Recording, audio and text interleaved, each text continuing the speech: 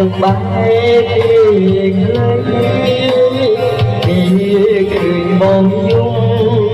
អូនគុំបារម្ភឈឺចាំរត់ថ្ងៃ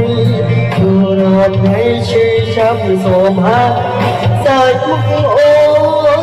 ក្រោយខ្លួនបងយំរាល់ថ្ងៃស្រឡាញ់ថ្លៃហើយរវល់ជាចាប់យ៉ាងនេះបងអ្នកយំអូនលងទេអូនដឹងទេបងជាបុណ្យណាចង់ប្រាប់ថាឈឺចាំស្ទើរស្លាប់ទេហើយសាច់មុខអូន